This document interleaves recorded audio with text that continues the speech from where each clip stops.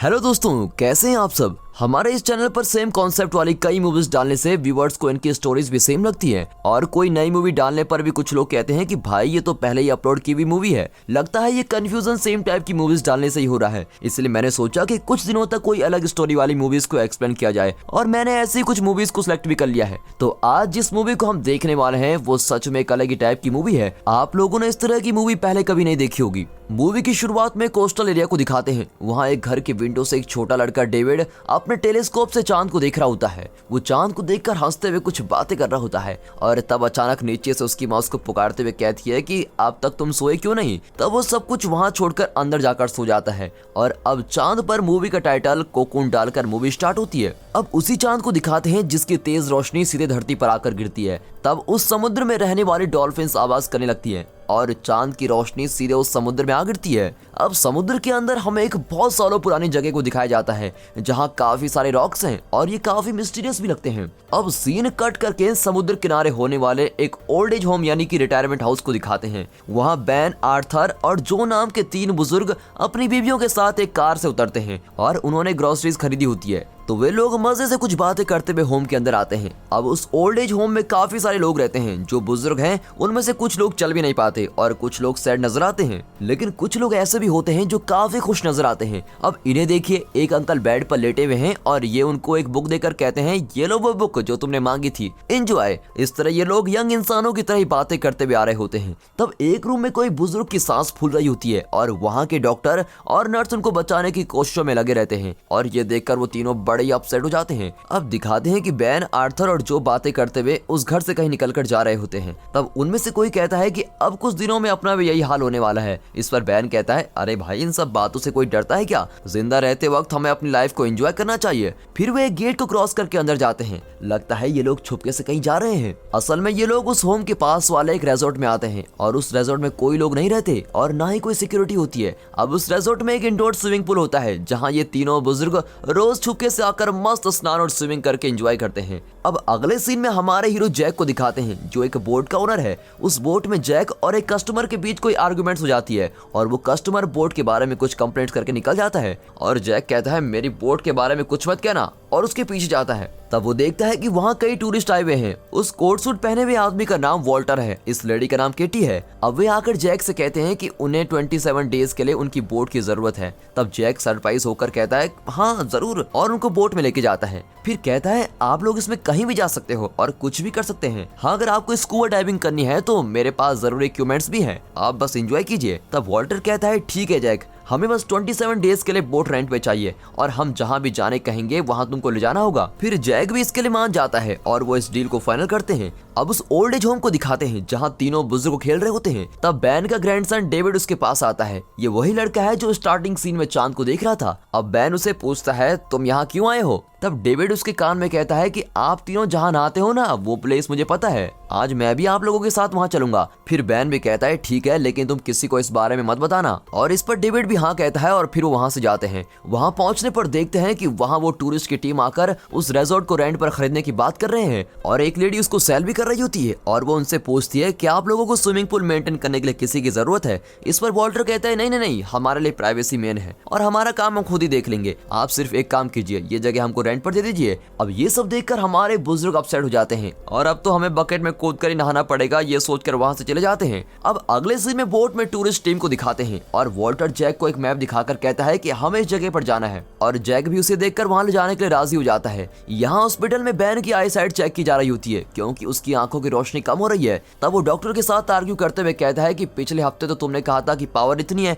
और अब कह रहे हो कि इतनी है। इस पर डॉक्टर कहता है कि सर आपकी एज हो रही है इसलिए हर हफ्ते आपकी आंखों की पावर कम हो रही है। फिर बैन अपसेट होकर बाहर निकलता है क्योंकि उसकी उम्र होती जा रही है। इस बात को वो एक्सेप्ट ही नहीं कर पाता और फिर वो वहाँ से चला जाता है। यहाँ जैक उन्हें उनकी कहीं भी जगह पर बोट पे लेके जाता है और वहाँ पहुँचते ही वो सभी लोग वाटर सूट पहनकर पानी में कूद जाते हैं। अब ये पानी के अंदर जाकर उन रॉक्स को निकालते हैं। ये वही रॉक्स हैं जिन्हें स्टार्टिंग के सीन सीन में चांद की रोशनी गिरते हुए दिखाया गया था। अब वे अंदर जाकर उन डॉग्स को जमीन से सेपरेट करते हैं और वहीं से पैक करके बोट में लेके आते हैं और जैक उन्हें पूछता है कि ये सब क्या है। तब वे कहते हैं कि हम नहीं बता सकते, ये एक सीक्रेट है। लेकिन ये सब चलते हुए हमारे 3 बुजुर्ग दूर से अपने बाइनोकुलर से देख रहे होते हैं। तब जोई कहता है, अरे ये तो वही लोग हैं जिन्होंने रिजॉर्ट को रेंट पर लिया है, ये पानी में से कौन सी चीज बाहर निकाल कर बोट पर रख रहे हैं। इस पर बैन कहता है, छोड़ो ना, वो कोई रिसर्च कर रहे होंगे, हमें उससे क्या मतलब। लेकिन तब जोई कहता है कि नहीं यार, दाल में कुछ काला जरूर है, हमें इसका पता लगाना ही होगा। फिर अगले दिन जब टूरिस्ट फिर से समुद्र में जाते हैं तब ये तीनों उस रिजॉर्ट में नहाने के लिए आ जाते हैं और वहां जाकर देखते हैं कि उस स्विमिंग पूल में कई रॉक्स रखे हुए हैं। फिर वो क्या चीज है ये देखने के लिए उसको टच करते हैं, लेकिन उनको कुछ भी समझ नहीं आता और फिर कहते हैं कि चलो यार हम नहाते हैं, हमें जल्दी जल्दी जाना भी है। अब पानी में कूदते ही वो एक दूसरे को कहते हैं, भाई क्या तुम्हें कुछ अजीब सा फील हो रहा है। तब कोई कहता है कि हाँ यार, ऐसा लग रहा है जैसे मुझ में कोई नई एनर्जी आ गई हो, और पहले यहाँ आते थे तब तो ऐसा कुछ फील नहीं होता था।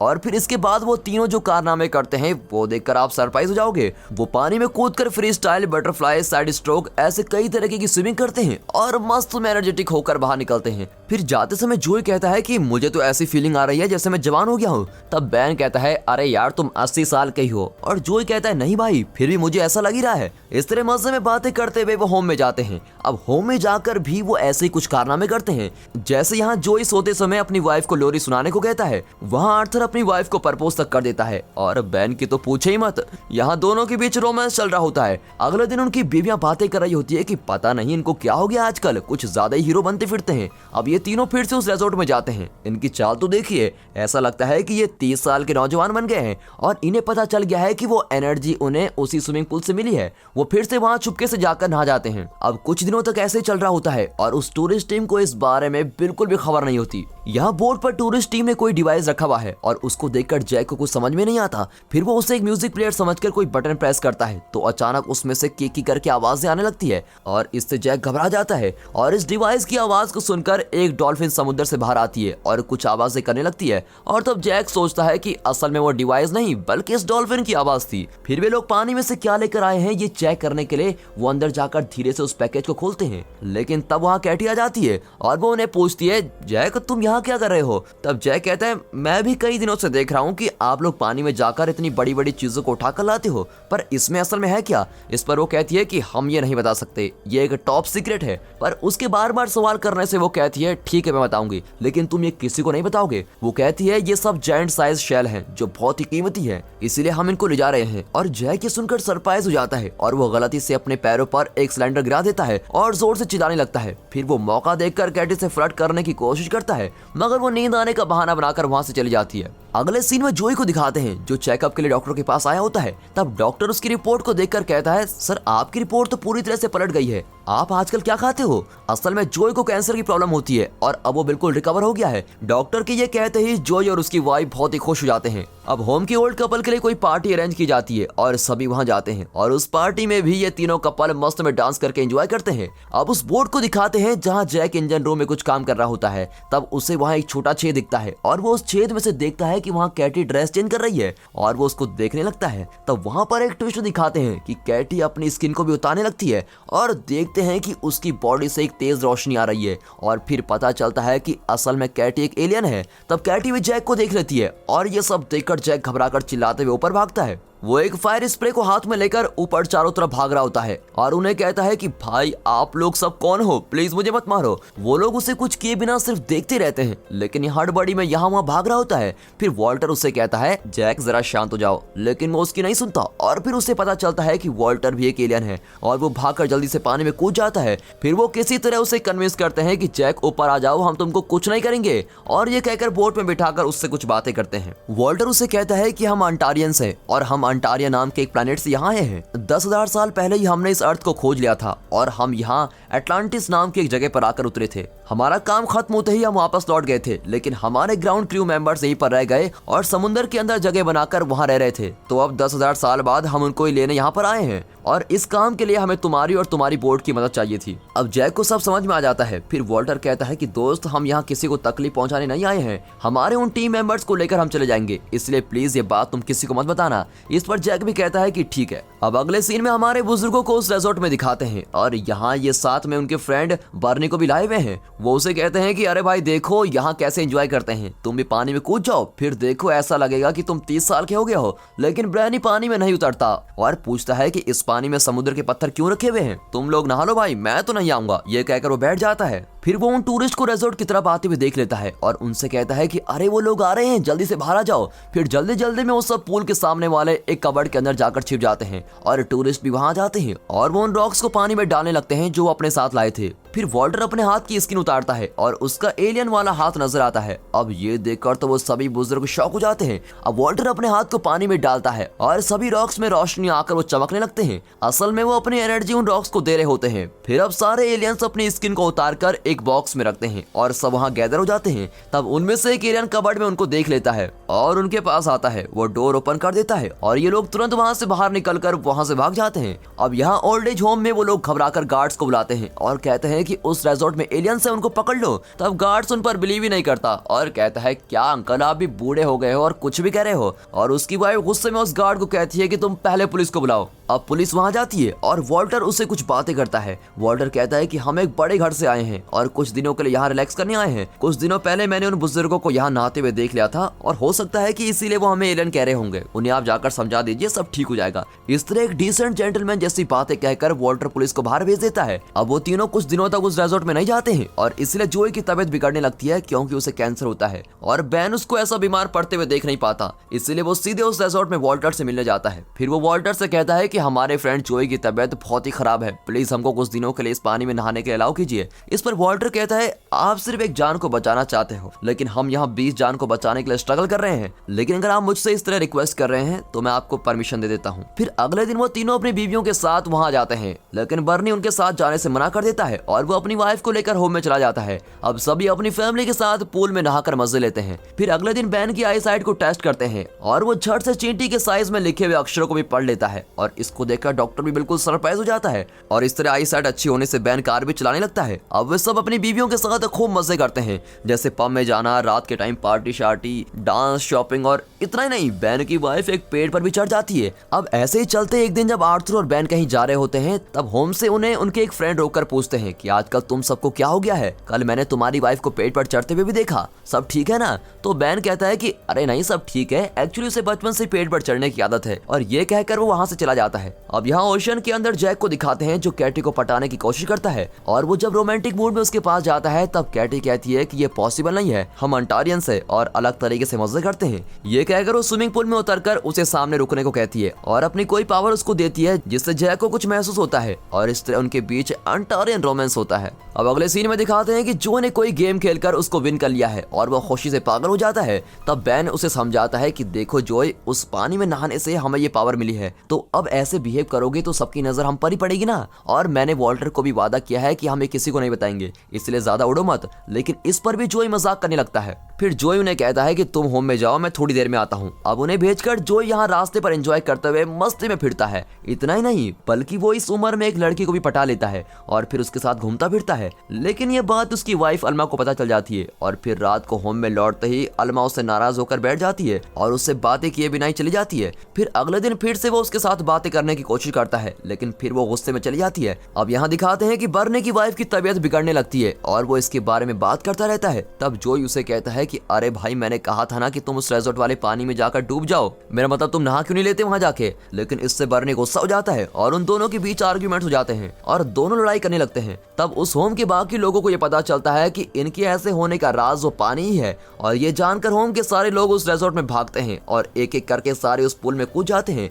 और बच्चों की तरह खेलने लगते हैं। और इतना ही नहीं, वो उन रॉक्स को पानी में से बाहर निकालकर उनको तोड़ने भी लगते हैं। और इतने में वॉल्टर वहां पहुंच जाता है और जोर से चिल्लाकर उन सबको पुलिस के नाम से धमकाता है और सभी को बाहर निकाल देता है और वो तीन बुजुर्ग वहीं रुकते हैं। फिर वॉल्टर और टीम उस टूटे हुए रॉक्स को धीरे से ओपन करते हैं। असल में वो रॉक नहीं, कोकून्स होते हैं। जब ये एलियंस धरती पर ही रह गए थे तब तब वो ऐसे ही कोकोन्स बनकर उनमें जी रहे थे। अब इस कोकोन को खोलते ही उसमें से एक एलियन अपनी सारी पावर को खोकर मर चुका होता है। अब पता चलता है कि असल में नहाते समय उन सबको इन एलियन से ही पावर मिली थी और इसलिए वो लोग इतने एनर्जेटिक बन गए थे। अब इससे नाराज होकर वाटर बैन से कहता है, मैंने तुम पर भरोसा किया था और तुमको ये पानी यूज करने दिया था, लेकिन तुम सबने ये क्या कर दिया। इससे वो सभी बहुत ही गिल्टी फील करते हैं और वहां से निकल जाते हैं। यहाँ बर्नी की वाइफ रोज की तबीयत तो बहुत ही ज्यादा बिगड़ जाती है। ये देखते हुए बर्नी उसकी मेडिसिन लेकर आता है, लेकिन तब तक रोज मर चुकी होती है। फिर वो फूट फूट कर रोने के अलावा रोज को उस रिजॉर्ट वाले स्विमिंग पूल में ले जाकर रोज उठ जाओ कहकर रोता रहता है। लेकिन वॉल्टर वहां कर कहता है, सॉरी बर्नी, अब ये पानी कुछ काम नहीं करेगा क्योंकि इसकी सारी पावर खत्म हो चुकी है। फिर वो ओल्ड एज होम में लौट जाता है और रोज की बॉडी लेकर जाते समय होम के सारे लोग बड़े उदास हो जाते हैं और सोचते हैं कि एक दिन हमारी भी ऐसी दुर्दशा होगी। तब बैन वॉल्टर के पास जाकर कहता है, सॉरी वॉल्टर, तुमने हम पर बहुत भरोसा किया था लेकिन हमने ऐसी गलती कर दी। इस पर वॉल्टर उसे माफ करते हुए कहता है, ठीक है, आप सबने जानबूझकर नहीं किया, इट्स ओके। फिर बैन उसे पूछता है कि क्या आप जिस काम के लिए यहाँ आए थे वो पूरा हो गया। तब वॉल्टर कहता है, नहीं सर, हमारे 20 कोकोन्स में से 2 कोकोन्स के एलियन हमने खो दिए हैं और बाकी के एलियंस में बिल्कुल पावर नहीं है। इस हालत में हम इन्हें स्पेसशिप में नहीं ले जा सकते क्योंकि वहां पहुंचने तक वो मर सकते हैं। इसीलिए हमने फिर से समुद्र में उसी जगह पर उनको रखने का डिसाइड किया है। लेकिन हमें डाउट है कि हम ये भी कर पाएंगे या नहीं, क्योंकि आज रात को उन सारे कोकोन्स को पानी में ले जाकर रखना होगा, वरना वो बच नहीं सकते। तब बैन कहता है, आप टेंशन मत लीजिए, हम है ना, हम आपकी हेल्प करेंगे। अब ये कहकर सभी बुजुर्ग जो अब एनर्जेटिक हैं वो उनकी मदद करते हैं और सभी कोकोन्स को वो फिर से समुद्र में उनकी जगह पर रख देते हैं। अब सभी बोट में आ जाते हैं और वॉल्टर उनसे कुछ बातें भी करता है। वो कहता है, आप लोगों की उम्र हो चुकी है और आपको यंग होना था, इस कारण से आप लोग उस पुल में नहा रहे थे, तो इसके लिए मेरे पास एक ऑफर है। हमारे स्पेसशिप में आप लोगों के अलावा और 30 लोगों के लिए जगह भी है। अगर आप लोग चाहो तो हमारे साथ वहां आ सकते हो और वहां आने पर आप लोग यंग और इमॉर्टल हो जाओगे, यानी आप हमेशा जिंदा रह सकते हो और आपको कभी मौत भी नहीं छुएगी। और इसके अलावा हमें धरती से कुछ अच्छे रिलेशन भी मिल जाएंगे। तो क्या कहते हो आप सब? तो इस ऑफर के लिए आप सब रेडी हो ना? तब सभी एक दूसरे को देखकर कहते हैं, ये तो अच्छा ऑफर है। लेकिन बर्नी कहता है कि मैं हरगिज नहीं आऊंगा क्योंकि मेरी वाइफ साथ में नहीं है, इसलिए मैं यहीं रहकर मर जाऊंगा, तुम सब चले जाओ। ये कहकर फिर सब सेट हो जाता है और वो सब एग्री करते हैं और होम में लौट आते हैं। अगले दिन बैन डेविड को बता रहा होता है कि हम कोई और जगह जाने वाले हैं और वहीं हमेशा रहेंगे और वहां जाने पर हम इमॉर्टल हो जाएंगे। फिर डेविड सवाल करने लगता है कि आप कहाँ जा रहे हो, लेकिन बैन कहता है कि वो कुछ नहीं बता सकता और आखिरी बार गुड बाय कहकर वहां से चला जाता है। अब ये इनका धरती पर आखिरी दिन है और यहाँ आर्थर अपनी पूरी सेविंग को विथड्रॉ करके रास्ते में आ जाने वाले लोगों को बांट देता है क्योंकि अब इन पैसों की उसको कोई जरूरत ही नहीं है। और यहाँ जोई अल्मा को मनाने जाता है लेकिन वो नहीं मानती। फिर वो कहता है कि तुम्हारे बिना मैं कहाँ जाऊंगा, इस धरती पर अब मैं गिनकर 6-7 महीने ही जिंदा रह पाऊंगा, इसलिए मुझे वहां जाकर इमॉर्टल होना है और मैं तुम्हारे साथ ही वहां जाना चाहता हूँ। इस तरह की बातें करके वो उसको मना लेता है। अब होम के सभी लोगों को जगाकर इस बात को बताते हैं और कहते हैं कि हम वहां जाकर हमेशा यंग रह सकते हैं और खुश भी। फिर सभी लोग एग्री करते हैं और वहां जाने के लिए रेडी हो जाते हैं। फिर रात को जब गार्ड सोए हुए होते हैं तब सभी लोग अपने लगेज को लेकर चुपके से होम से बाहर निकल जाते हैं। यहाँ डेविड उदास होकर आसमान की तरफ देख रहा होता है। तब उसकी माँ सुसैन आकर उससे पूछती है, क्या हुआ है बेटा? तब वो कहता है कि नाना और नानी को मैं फिर नहीं मिल पाऊंगा क्योंकि वो कहीं और जा रहे हैं। और ये सुनते ही सुसैन को लगता है कि कोई प्रॉब्लम हो गई है और वो तुरंत ओल्ड एज होम में पहुंच जाती है। यहाँ सभी बुजुर्ग बोर्ड पर बोर्ड होकर कहीं जा रहे होते हैं और सभी बड़े खुश नजर आते हैं। अब वहाँ बर्नी आता है, तब वो उसको भी साथ में आने को कहते हैं लेकिन वो फिर मना कर देता है। वो कहता है कि मेरी वाइफ यहीं गुजर गई थी, इसलिए मैं उसको छोड़कर कहीं नहीं जा सकता। फिर वो सभी को गुड बाय कहता है। यहाँ सुसैन होम में जाकर उन गार्ड्स को पूछती है, यहाँ चल क्या रहा है, तुम यहाँ सोकर पड़े हो? तब गार्ड्स उठकर चेक करते हैं, तब सारे रूम्स खाली होते हैं। फिर वो जल्दी से पुलिस को बुलाता है और पुलिस भी आकर पूछताछ कर रहे होते हैं। तब डेविड उस बोर्ड को दिखाता है जहाँ सारे बुजुर्ग खड़े होते हैं। फिर ये नाना जी कहकर पुकारकर तेजी से बोर्ड की तरफ भागता है, लेकिन तब तक बोट स्टार्ट हो जाती है और डेविड भागते हुए उसमें कूद जाता है और बैन को टाइटली हक कर देता है। फिर वहाँ पुलिस की बोट और हेलीकॉप्टर सभी को आकर रोकने की वार्निंग देते हैं, लेकिन जैक बोट को बीच समुद्र में बड़ी तेजी से चला रहा होता है और वॉल्टर आकर कहता है कि चाहे कितने भी लोग हमको फॉलो कर दें, तुम जल्दी से मेरी कहीं भी लोकेशन पर लेकर जाओ, ऐसा ऑर्डर देता है। फिर पुलिस की बोट भी इनको फॉलो करते हुए आती है और फिर सुजैन कहती है, डेविड तुम कहाँ जा रहे हो? ये लोग तुमको कहीं किडनैप तो नहीं कर रहे? और डेविड समझ लेता है कि ये सभी लोग कहीं जा रहे हैं पर बहुत ही खुश हैं, इसका मतलब ये कहीं अच्छी जगह ही जा रहे हैं। अब ये सोचकर वो बैन को हक करके गुड बाय कहता है और अचानक पानी में कूद जाता है और बैन डरकर बोट रोकने को कहता है, पर डेविड कहता है, नाना जी मैं बच जाऊंगा, आप चले जाओ। फिर बोट भी बिना रुके चली जाती है। यहाँ पुलिस किसी तरह डेविड को बचा लेती है, लेकिन फिर उनकी बोट तेजी से निकल गई होती है और पुलिस भी उनका पीछा करना छोड़ देती है क्योंकि वहाँ फॉग जमने लगती है और उनको कुछ दिखाई भी नहीं देता। अब बोट बीच में खड़ी होती है और ऊपर से एक बड़ी स्पेसशिप आती हुई नजर नजर आती है। उनके चारों ओर फॉग जमा होता है। फिर वो स्पेसशिप बोट को धीरे धीरे ऊपर उठाती है और यहाँ वॉल्टर जैक को उसकी पेमेंट देता है और उसको थैंक्स कहता है। फिर डेविड कैटी से मिलकर उसको आखिरी बार हक करके गुड बाय करता है और फिर वो एक छोटी बोट में कूद जाता है।